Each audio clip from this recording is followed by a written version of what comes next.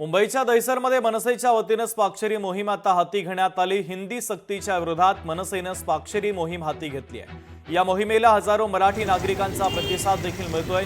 दहिसर पश्चिम रेल्वे स्थानकाजवळ स्वाक्षरी मोहिमेला आता सुरुवात करण्यात आलेली आहे। तर मुंबईच्या दहिसरमध्ये मनसेची ही स्वाक्षरी मोहीम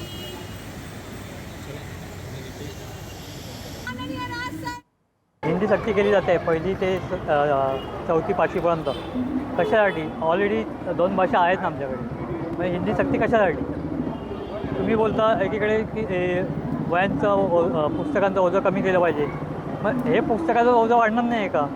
हे मला सरकारला पहिलं विचारायचं आहे। ते राजसाहेबांचं मत आहे आणि त्या सर्व मताशी आम्ही पदाधिकारी कार्यकर्ते म्हणजे त्याच्यामध्ये सहमत आहोत, कारण साहेबांचा आदेश आमच्यासाठी अंतिम आदेश असतो आणि असा नेता आम्हाला लाभला आहे की त्याला ते 10-7 वर्ष पुढचं विजन बघतात। आता तुम्ही मला सांगा, आपण गुजरातमध्ये गेलो तर तिथे आहे का हिंदी भाषा कंपल्सरी आहे का? नाही। साऊथ साईडला गेलो तर तिकडे आहे का ही भाषा? तर नाही।